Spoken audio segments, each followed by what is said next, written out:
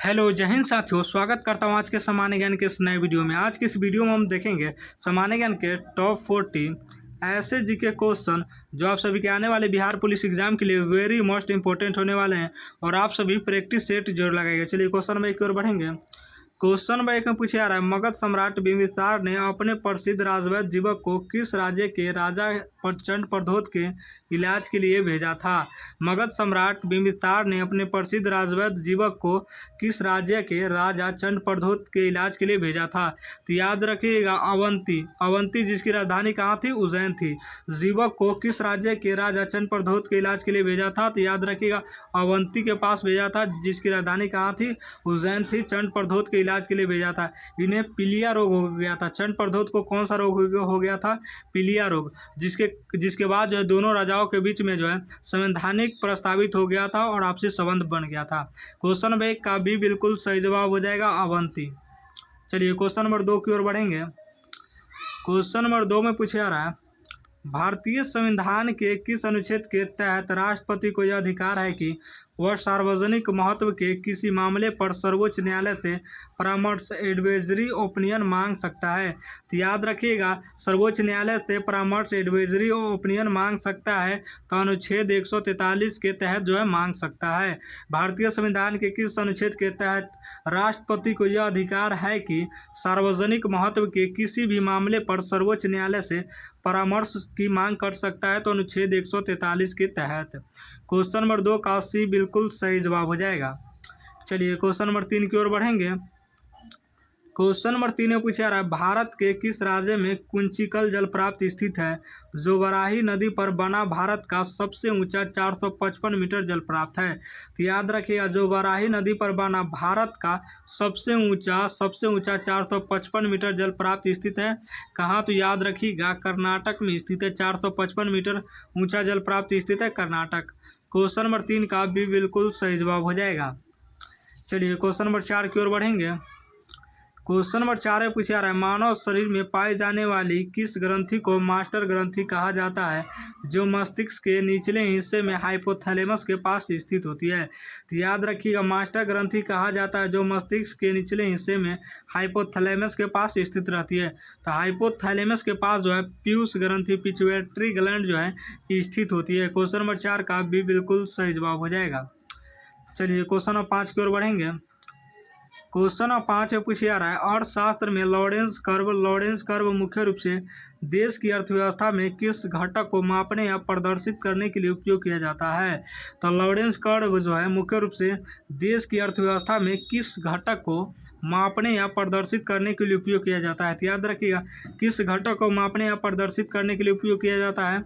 तो आय और धन की असमानता को मापने के लिए जो है प्रदर्शित करने के लिए उपयोग किया जाता है। इनकम इनक्वालिटी का उपयोग किया जाता है। क्वेश्चन नंबर 5 का बिल्कुल सही जवाब हो जाएगा। चलिए क्वेश्चन नंबर 6 की ओर बढ़ेंगे। क्वेश्चन नंबर 6 में पूछा जा रहा है, बिहार के किस क्रांतिकारी को लाहौर षड्यंत्र केस में शामिल होने के कारण ब्रिटिश सरकार द्वारा भगत सिंह के साथ सह आरोपी बनाया गया था? बिहार के किस क्रांतिकारी को लाहौर षड्यंत्र केस में शामिल होने के कारण ब्रिटिश सरकार द्वारा भगत सिंह के साथ सह आरोपी बनाया गया था? तो याद रखिएगा ब्रिटिश सरकार द्वारा भगत सिंह के साथ सह आरोपी बनाया गया था। तो याद रखिएगा आप सभी बटुकेश्वर दत्त को सह आरोपी बनाया गया था लाहौर षड्यंत्र केस में। क्वेश्चन नंबर 6 का ये बिल्कुल सही जवाब हो जाएगा। चलिए क्वेश्चन नंबर 7 की ओर बढ़ेंगे। क्वेश्चन नंबर 7 में पूछा जा रहा है, संसद के किसी भी सदन लोकसभा या राज्यसभा की बैठक शुरू करने के लिए न्यूनतम वैधानिक क्रोम या गणपूर्ति कितनी होनी चाहिए? संसद के किसी भी सदन लोकसभा या राज्यसभा की बैठक शुरू करने के लिए न्यूनतम वैधानिक क्रोम या गणपूर्ति कितनी होनी चाहिए? तो याद रखिएगा न्यूनतम वैधानिक क्रोम या गणपूर्ति कितनी होनी चाहिए? तो याद रखिएगा कुल सदस्यों का 1/10 भाग होनी चाहिए। क्वेश्चन नंबर 7 का भी बिल्कुल सही जवाब हो जाएगा। चलिए क्वेश्चन नंबर 8 की ओर बढ़ेंगे। क्वेश्चन नंबर 8 है पूछा जा रहा है, सूर्य की ऊर्जा का मुख्य स्रोत क्या है जिसमें अत्यधिक उच्च ताप और दाब पर हाइड्रोजन के नाभिक मिलकर हीलियम का निर्माण करते हैं? सूर्य की ऊर्जा का मुख्य स्रोत क्या है जिसमें अत्यधिक उच्च ताप और दाब पर हाइड्रोजन हाइड्रोजन के नाभिक मिलकर हीलियम का निर्माण करते हैं। तो याद रखिएगा, हाइड्रोजन के नाभिक मिलकर हीलियम का निर्माण करते हैं। तो याद रखिएगा, नाभिकीय संलयन न्यूक्लियर फ्यूजन का निर्माण करते हैं। नाभिक मिलकर हीलियम का निर्माण करते हैं। तो याद रखिएगा, नाभिक संलयन। सूर्य का ऊर्जा का मुख्य स्रोत क्या है? तो नाभिक संलयन है, जिसकी अत्यधिक उच्च ताप और दाब पर हाइड्रोजन क्या होता है? नाभिक मिलकर हीलियम का निर्माण करता है। क्वेश्चन नंबर 8 का भी बिल्कुल सही जवाब हो जाएगा। चलिए क्वेश्चन नंबर 9 की ओर बढ़ेंगे।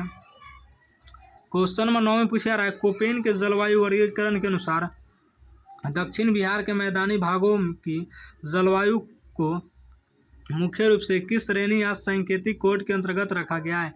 तो याद रखिएगा, मैदानी भागों की जलवायु को मुख्य रूप से किस श्रेणी या सांकेतिक कोड के अंतर्गत रखा गया है? तो याद रखिएगा, AW कोड के जो है अंतर्गत रखा गया है। क्वेश्चन नंबर 9 का सी बिल्कुल सही जवाब हो जाएगा। चलिए क्वेश्चन नंबर 10 की ओर बढ़ेंगे। क्वेश्चन नंबर 10 में पूछा रहा है, मौर्य काल में वस्त्र उद्योग का सबसे बड़ा और प्रसिद्ध केंद्र निम्नलिखित में से कौन सा शहर हुआ करता था?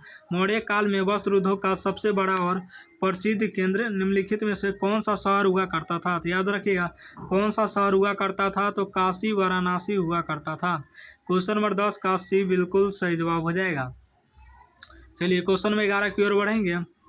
क्वेश्चन नंबर 11 में पूछा रहा है, वर्ष 1928 में गठित नेहरू रिपोर्ट का मुख्य उद्देश्य भारत के लिए किस प्रकार के राजनीतिक ढांचे की सिफारिश करना था?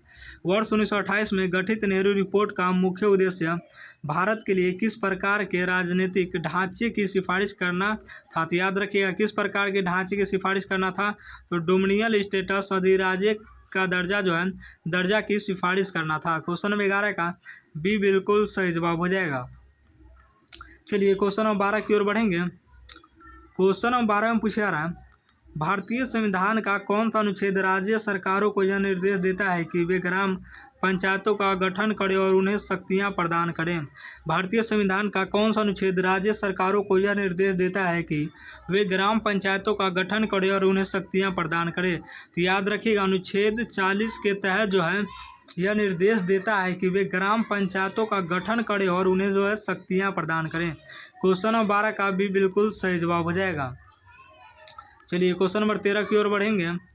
क्वेश्चन नंबर 13 में पूछा रहा है, पृथ्वी के वायुमंडल की किस परत का तापमान ऊंचाई के साथ घटने के बजाय बढ़ने लगता है और इसमें ओजोन गैस की सुरक्षित रहती है?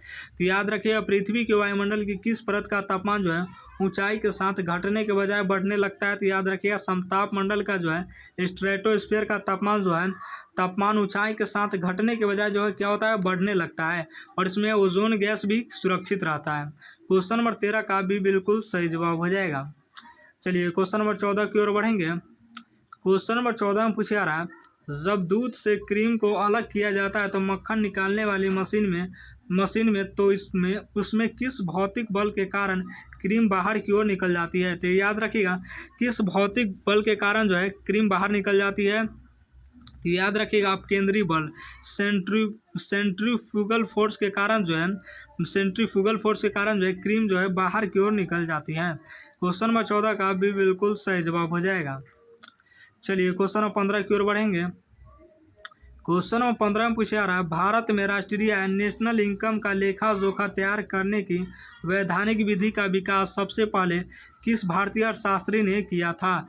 भारत में राष्ट्रीय आय नेशनल इनकम का लेखा जोखा तैयार करने की वैधानिक विधि का विकास सबसे पहले किस भारतीय अर्थशास्त्री ने किया था? तो याद रखिएगा, डॉक्टर BKRB राव ने जो है, डॉक्टर BKRB राव भारत में राष्ट्रीय इनकम का लेखा जोखा तैयार करने के लिए वैधानिक विधि का विकास जो है सबसे पहले किस भारतीय ने किया था? तो डॉक्टर BKRB राव ने किया था। लेखा जोखा तैयार करने का विकास डॉक्टर BKRB राव भारतीय अर्थशास्त्री ने किया था। क्वेश्चन नंबर 15 का भी बिल्कुल सही जवाब हो जाएगा। चलिए क्वेश्चन नंबर 16 की ओर बढ़ेंगे। क्वेश्चन नंबर 16 में पूछा रहा है, बिहार सोशलिस्ट पार्टी का प्रथम औपचारिक अधिवेशन वर्ष 1934 में पटना के अंजुमन इस्लामिया हॉल में किसकी अध्यक्षता में संपन्न हुआ था? बिहार सोशलिस्ट पार्टी का प्रथम औपचारिक अधिवेशन वर्ष 1934 में पटना के अंजुमन इस्लामिया हॉल में किसकी अध्यक्षता में संपन्न हुआ था? तो याद रखिएगा, आचार्य नरेंद्र देव की अध्यक्षता में जो है संपन्न हुआ था। क्वेश्चन नंबर 16 का भी बिल्कुल सही जवाब हो जाएगा। चलिए क्वेश्चन नंबर 17 की ओर बढ़ेंगे। क्वेश्चन नंबर 17 में पूछा रहा है, भारतीय संविधान के किस अनुसूची के तहत भारत के विभिन्न संवैधानिक पदाधिकारियों जैसे राष्ट्रपति, उपराष्ट्रपति और न्यायाधीशों के वेतन और भत्तों का वितरण दिया गया है। भत्तों का वितरण दिया गया है। याद रखिएगा, भारत के विभिन्न संवैधानिक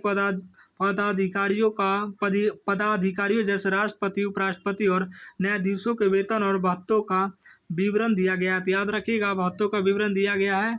तो याद रखिएगा, दूसरी अनुसूची में संवैधानिक पदाधिकारियों, राष्ट्रपति, उपराष्ट्रपति और न्यायाधीशों के वेतन और भत्तों का वितरण दिया गया है। क्वेश्चन नंबर 17 का भी बिल्कुल सही जवाब हो जाएगा। चलिए क्वेश्चन नंबर 18 की ओर बढ़ेंगे। क्वेश्चन नंबर 18 में पूछा रहा है, भूमध्य रेखा इक्वेटर अफ्रीका महाद्वीप की किस सबसे बड़ी डील के बिल्कुल मध्य से होकर गुजरती है, जहां से नील नदी का उद्गम होता है। भूमध्य रेखा इक्वेटर अफ्रीका महाद्वीप की किस सबसे पहले बड़ी झील के बिल्कुल मध्य से होकर गुजरती है, जहां से नील नदी का उद्गम होता है। तो याद रखिएगा, नील नदी का उद्गम होता है विक्टोरिया झील। क्वेश्चन नंबर 18 का भी बिल्कुल सही जवाब हो जाएगा। नील नदी का उद्गम होता है तो विक्टोरिया झील में होता है। चलिए क्वेश्चन नंबर 19 की ओर बढ़ेंगे। क्वेश्चन नंबर 19 से पूछा रहा, दाढ़ी बनाने वाले अवतल दर्पण कनकेव मिरर के सामने चेहरे को कहाँ रखा जाना चाहिए ताकि उसका सीधा और बड़ा आभासी प्रतिबिंब दिखाई दे। दाढ़ी बनाने वाले अवतल दर्पण कनकेव मिरर के सामने चेहरे को कहाँ रखा जाना चाहिए ताकि उसका सीधा और बड़ा आभासी प्रतिबिंब दिखाई देवे। तो याद रखिएगा, ध्रुव पोल और मुख्य फोकस के बीच रखने के कारण जो है, ताकि उसका सीधा और बड़ा आभासी प्रतिबिंब दिखाई दे, तो ध्रुव और मुख्य फोकस के बीच रखने के कारण जो है व्यक्ति का जो है सीधा और आभासी बड़ा प्रतिबिंब दिखाई दे सकता है। क्वेश्चन नंबर 19 का सी बिल्कुल सही जवाब हो जाएगा। चलिए क्वेश्चन नंबर 20 की ओर बढ़ेंगे। क्वेश्चन नंबर 20 में पूछा रहा है, बिहार के किस प्रसिद्ध लोक नाट्य या लोक नृत्य में मिट्टी के बर्तनों के पात्र बनाकर मुख्य रूप से भाई बहन के पवित्र रिश्ते की कहानी को दर्शाया जाता है। बिहार के किस प्रसिद्ध लोक नाट्य या लोक नृत्य में मिट्टी के बर्तनों के पात्र बनाकर मुख्य रूप से भाई बहन के पवित्र रिश्ते की कहानी को दर्शाया जाता है। तो याद रखिएगा, सामा चकेवा जो बिहार का लोक नृत्य है, मिट्टी के बर्तनों के पात्र बनाकर जो है मिट्टी के बर्तनों का पात्र बनाकर मुख्य रूप से भाई बहन के पवित्र रिश्तों के जो है कहानी को दर्शाया गया है। क्वेश्चन 20 का भी बिल्कुल सही जवाब हो जाएगा। चलिए क्वेश्चन नंबर 21 की ओर बढ़ेंगे। क्वेश्चन नंबर 21 में पूछा रहा है, गुप्त काल के दौरान जारी किए गए सोने के सिक्के को आधिकारिक तौर पर किस नाम से पुकारा जाता था। गुप्त काल के दौरान जारी किए गए सोने के सिक्कों को आधिकारिक तौर पर किस नाम से पुकारा जाता था। तो याद रखिएगा, आधिकारिक तौर पर किस नाम से पुकारा जाता था, तो दिनार के नाम से पुकारा जाता था। क्वेश्चन नंबर 21 का भी बिल्कुल सही जवाब हो जाएगा। चलिए क्वेश्चन नंबर 22 की ओर बढ़ेंगे। क्वेश्चन नंबर 22 में पूछा रहा है, भारतीय संविधान का कौन सा अनुच्छेद संसद को यह विशेष अधिकार देता है कि वह नई अखिल भारतीय सेवाओं, ऑल इंडिया सर्विस जैसे IAS IPS का सृजन कर सकती है। भारतीय संविधान का कौन सा अनुच्छेद संसद को यह विशेष अधिकार देता है कि वह नई अखिल भारतीय सेवाओं, ऑल इंडिया सर्विस जैसे IAS IPS का सृजन कर सकते हैं। तो याद रखिएगा, अनुच्छेद 312 के तहत जो है कर सकती है। क्वेश्चन नंबर 22 का भी बिल्कुल सही जवाब हो जाएगा। चलिए क्वेश्चन नंबर 23 की ओर बढ़ेंगे। क्वेश्चन नंबर 23 में पूछा रहा है, भारत के किस राज्य में silver line project semi high speed rail corridor का निर्माण किया जा रहा है, जो राज्य के उत्तरी और दक्षिणी सिरों को जोड़ता है। भारत के किस राज्य में silver line project semi high speed rail corridor का निर्माण किया जा रहा है, जो राज्य के उत्तरी और दक्षिणी सिरों को जोड़ता है। तो याद रखिएगा, जो राज्य को उत्तरी और दक्षिणी सिरों को जोड़ता है, याद रखिएगा केरल। क्वेश्चन नंबर 23 का भी बिल्कुल सही जवाब हो जाएगा। चलिए क्वेश्चन नंबर 24 की ओर बढ़ेंगे। क्वेश्चन नंबर 24 में पूछा रहा है, किस पौधे या जीव को वैज्ञानिक नामकरण में मेलस डोमेस्टिका शब्द का प्रयोग किया जाता है, जो एक प्रसिद्ध फल है। किस पौधे या जीव के वैज्ञानिक नामकरण में मेलस डोमेस्टिका शब्द का प्रयोग किया जाता है, जो एक प्रसिद्ध फल है। तो याद रखिएगा, प्रसिद्ध फल है सेब। मेलस डोमेस्टिका शब्द का प्रयोग किया जाता है सेब के लिए, जो एक प्रसिद्ध फल है। क्वेश्चन नंबर 24 का भी बिल्कुल सही जवाब हो जाएगा। चलिए क्वेश्चन नंबर 25 की ओर बढ़ेंगे।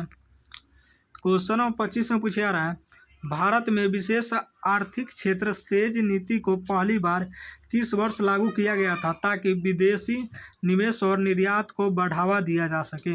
भारत में विशेष आर्थिक क्षेत्र सेज नीति को पहली बार किस वर्ष लागू किया गया था ताकि विदेशी निवेश और निर्यात को बढ़ावा दिया जा सके? तो याद रखिएगा, विदेशी निवेश और निर्यात को बढ़ावा दिया जा सके, तो याद रखिएगा सन 2000 में लागू किया गया था ताकि जो है विदेशी निवेश और निर्यात को बढ़ावा दिया जा सके। क्वेश्चन नंबर 25 का भी बिल्कुल सही जवाब हो जाएगा। चलिए क्वेश्चन नंबर 26 की ओर बढ़ेंगे। क्वेश्चन नंबर 26 में पूछा जा रहा है, बिहार के किस प्राचीन राजा ने पाटलिपुत्र में तीसरी बौद्ध संगीति थर्ड बुद्धिस्ट काउंसिल का आयोजन करवाया था, जिसकी अध्यक्षता मेघलीपुत्र 30 ने की थी? याद रखिएगा, बिहार के किस प्राचीन राजा ने पाटलिपुत्र में तीसरी बौद्ध संगीति थर्ड बुद्धिस्ट काउंसिल का आयोजन करवाया था, जिसकी अध्यक्षता मेघलीपुत्र 30 ने की थी? तो याद रखिएगा, जिसकी अध्यक्षता मेघलीपुत्र 30 ने की थी, तो किसके समय? तो याद रखिएगा, अशोक के समय जो बिहार के किस प्राचीन राजा ने पाटलिपुत्र में तीसरी थर्ड बुद्धिस्ट काउंसिल का आयोजन करवाया था? तो अशोक ने जो है थर्ड बुद्धिस्ट काउंसिल का जो है आयोजन करवाया था, जिसकी अध्यक्षता मेघलीपुत्र 30 ने की थी। 26 का सी बिल्कुल सही जवाब हो जाएगा। चलिए क्वेश्चन नंबर 27 की ओर बढ़ेंगे। क्वेश्चन नंबर 27 में पूछा जा रहा है, यदि संसद के दोनों सदनों की संयुक्त बैठक ज्वाइंट सीटिंग बुलाई जाती है तो लोकसभा अध्यक्ष की अनुपस्थिति में उसकी अध्यक्षता कौन करता है? यदि संसद के दोनों सदनों की संयुक्त बैठक ज्वाइंट सीटिंग बुलाई जाती है तो लोकसभा अध्यक्ष की अनुपस्थिति में उसकी अध्यक्षता कौन करता है? तो याद रखिएगा, लोकसभा अध्यक्ष की अनुपस्थिति में उसकी अध्यक्षता कौन करता है? तो याद रखिएगा, राज्यसभा का उपसभापति करता है। क्वेश्चन नंबर 27 का भी बिल्कुल सही जवाब हो जाएगा। चलिए क्वेश्चन नंबर 28 की ओर बढ़ेंगे। क्वेश्चन नंबर 28 में पूछा जा रहा है, सवेज नहर, सवेज कैनल भूमध्य सागर मेडिटरनल सी को निम्नलिखित में से किस सागर से जोड़ती है जिससे एशिया और यूरोप के बीच की दूरी कम हो गई है? सवेज नहर भूमध्य सागर को निम्नलिखित में से किस सागर से जोड़ती है जिससे एशिया और यूरोप के बीच की दूरी जो है कम हो गई है? तो याद रखिएगा, किस सागर से जोड़ती है? तो लाल सागर से जोड़ती है, जिसके कारण जो है एशिया और यूरोप के बीच की दूरी जो है कम हो गई है। क्वेश्चन नंबर 28 का भी बिल्कुल सही जवाब हो जाएगा, लाल सागर। चलिए क्वेश्चन नंबर 29 की ओर बढ़ेंगे। क्वेश्चन नंबर 29 से पूछा रहा है, मनुष्य की लार सलीवा में कौन सा पाचक एंजाइम पाया जाता है जो भोजन में उपस्थित स्टार्च या कार्बोहाइड्रेट को माल्टोज में बदल देता है? मनुष्य की लार सलीवा में कौन सा पाचक एंजाइम पाया जाता है जो भोजन में उपस्थित स्टार्च या कार्बोहाइड्रेट को माल्टोज में बदल देता है? तो याद रखिएगा, टाइलिन एमिलेज जो है कार्बोहाइड्रेट को जो है क्या करता है? माल्टोज में बदल देता है। क्वेश्चन 29 का भी बिल्कुल सही जवाब हो जाएगा। चलिए क्वेश्चन नंबर 30 की ओर बढ़ेंगे। क्वेश्चन नंबर 30 में पूछा रहा है, बिहार के किस जिले में थारू जनजाति थारू ट्रिबल के लोग मुख्य रूप से निवास करते हैं और अपनी विशिष्ट संस्कृति के लिए जाने जाते हैं? बिहार के किस जिले में थारू जनजाति थारू ट्रिबल के लोग मुख्य रूप से निवास करते हैं और अपनी विशिष्ट संस्कृति के लिए जाने जाते हैं? तो विशिष्ट संस्कृति के लिए जाने जाते हैं पश्चिमी चंपारण।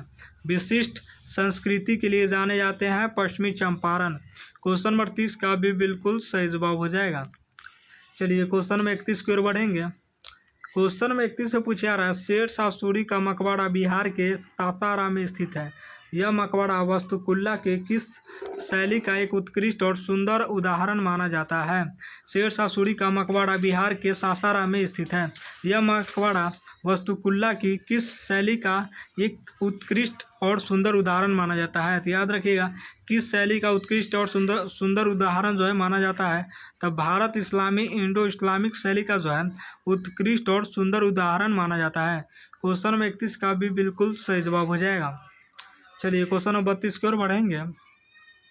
क्वेश्चन नंबर 32 से पूछा जा रहा है, भारतीय संविधान के किस भाग को भारत का मैग्ना कार्टा ऑफ इंडिया कहा जाता है जिसमें नागरिकों के मौलिक अधिकारों का वर्णन है? तो याद रखिएगा, मौलिक अधिकारों का वर्णन है, तो याद रखिएगा भाग 3 में। क्वेश्चन नंबर 32 का भी बिल्कुल सही जवाब हो जाएगा। चलिए क्वेश्चन नंबर 33 की ओर बढ़ेंगे। क्वेश्चन नंबर 33 में पूछा जा रहा है, विश्व की सबसे गहरी और प्राचीन मीठे पानी की झील बैकाल झील लेक बैकाल निम्नलिखित में से किस देश में स्थित है? विश्व की सबसे गहरी और प्राचीन मीठे पानी की झील बैकाल झील निम्नलिखित में किस देश में स्थित है? तो याद रखिएगा किस देश में स्थित है, तो रूस साइबेरिया में स्थित है। क्वेश्चन नंबर 33 का भी बिल्कुल सही जवाब हो जाएगा, रूस साइबेरिया। चलिए क्वेश्चन नंबर 34 की ओर बढ़ेंगे। क्वेश्चन नंबर 34 में पूछा जा रहा है, कारों और बांसों के side mirror rear view mirror के रूप में किस दर्पण का उपयोग किया जाता है? क्योंकि यह सीधा और छोटा प्रतिबिंब बनाता है और इसका दृष्टि क्षेत्र बड़ा होता है। कारों और बांसों के साइड मिरर रिव्यू के लिए रेयर व्यू मिरर के रूप में किस दर्पण का उपयोग किया जाता है? तो याद रखिएगा कारों और बांसों के साइड मिरर में किस दर्पण का उपयोग किया जाता है? तो उत्तल दर्पण कन्वेक्स मिरर का जो है उपयोग किया जाता है, क्योंकि जो है यह सीधा और छोटा प्रतिबिंब बनाता है, जिसके कारण जो है पीछे आ रही कोई भी गाड़ी को जो है आसानी से दिखाई देता है। उत्तल दर्पण के कारण जो है कारों और बांसों के जो है साइड मिरर के रूप में उपयोग किया जाता है, क्योंकि यह सीधा और छोटा प्रतिबिंब बनाता है। इसका दृष्टि क्षेत्र क्या होता है? तो बड़ा होता है। क्वेश्चन नंबर 34 का भी बिल्कुल सही जवाब हो जाएगा। चलिए क्वेश्चन नंबर 35 की ओर बढ़ेंगे। क्वेश्चन नंबर 35 में पूछा जा रहा है, बैंकों के ग्राहकों के शिकायतों का निवारण करने के लिए भारतीय रिजर्व बैंक RBI द्वारा शुरू की गई बैंकिंग लोकपाल योजना बैंकिंग ओम्बड्समैन स्कीम किस वर्ष प्रारंभ की गई थी? बैंकों के ग्राहकों की शिकायतों का निवारण करने के लिए भारतीय रिजर्व बैंक द्वारा शुरू की गई बैंकिंग लोकपाल योजना किस वर्ष प्रारंभ की गई थी? तो याद रखिएगा किस वर्ष प्रारंभ की गई थी, तो 1995 में जो है प्रारंभ की गई थी। क्वेश्चन नंबर 35 का भी बिल्कुल सही जवाब हो जाएगा। चलिए क्वेश्चन नंबर 36 की ओर बढ़ेंगे। क्वेश्चन नंबर 36 में पूछा जा रहा है, बिहार में किस वर्ष भयानक भूकंप आया था जिसने मुंगेर और दरभंगा के क्षेत्रों को पूरी तरह तबाह कर दिया था और महात्मा गांधी ने भी यहाँ का दौरा किया था? बिहार में किस वर्ष भयानक भूकंप आया था जिसने मुंगेर और दरभंगा के क्षेत्रों को पूरी तरह जो है तबाह कर दिया था और महात्मा गांधी ने भी यहाँ का दौरा किया था? तो याद रखिएगा 1934 में एक भयानक भूकंप आया था जिसने मुंगेर और दरभंगा के क्षेत्रों को जो है पूरी तरह क्या कर दिया था? तबाह कर दिया था और महात्मा गांधी ने भी यहाँ का दौरा किया था। क्वेश्चन नंबर 36 का भी बिल्कुल सही जवाब हो जाएगा। चलिए क्वेश्चन नंबर 37 की ओर बढ़ेंगे। क्वेश्चन नंबर 37 में पूछा जा रहा है, भारत के संविधान के किस अनुच्छेद के अंतर्गत यह प्रावधान है कि प्रत्येक राज्य के लिए एक राज्यपाल गवर्नर होगा? भारत के संविधान के किस अनुच्छेद के अंतर्गत यह प्रावधान है कि प्रत्येक राज्य के लिए एक राज्यपाल होगा? तो याद रखिएगा अनुच्छेद 153 के तहत जो है अनुच्छेद 153 के तहत यह प्रावधान है कि प्रत्येक राज्य के लिए एक राज्यपाल होगा। क्वेश्चन नंबर 37 का भी बिल्कुल सही जवाब हो जाएगा। चलिए क्वेश्चन नंबर 38 की ओर बढ़ेंगे। क्वेश्चन नंबर 38 से पूछा जा रहा है, भारत और चीन के बीच स्थित मैकमोहन लाइन का निर्धारण किस वर्ष शिमला समझौते के तहत आधिकारिक रूप से किया गया था? तो याद रखिएगा शिमला समझौते के तहत आधिकारिक रूप से किया था 1914 में। क्वेश्चन नंबर 38 का भी बिल्कुल सही जवाब हो जाएगा। चलिए क्वेश्चन नंबर 39 की ओर बढ़ेंगे। क्वेश्चन नंबर 39 में पूछा जा रहा है, फोटोग्राफी में प्रयुक्त होने वाला हाइपोविलियन का सही रासायनिक नाम निम्नलिखित में से क्या है? तो याद रखिएगा हाइपोविलियन का सही रासायनिक नाम क्या है? सोडियम थाइलोसल्फेट है, सोडियम थाइलोसल्फेट। क्वेश्चन नंबर 39 का भी बिल्कुल सही जवाब हो जाएगा। चलिए क्वेश्चन नंबर 40 की ओर बढ़ेंगे। क्वेश्चन नंबर 40 में पूछा जा रहा है, बिहार के किस जिले में उदयपुर वन्यजीव अभयारण्य उदयपुर वाइल्ड लाइफ सेंचुरी स्थित है, जो मुख्य रूप से एक आर्द्रभूमि वेटलैंड क्षेत्र है? बिहार के किस जिले में उदयपुर वन्यजीव अभयारण्य स्थित है? तो याद रखिएगा पश्चिमी चंपारण में स्थित है, जो मुख्य रूप से एक आर्द्रभूमि वेटलैंड क्षेत्र है। क्वेश्चन नंबर 40 का ये बिल्कुल सही जवाब हो जाएगा।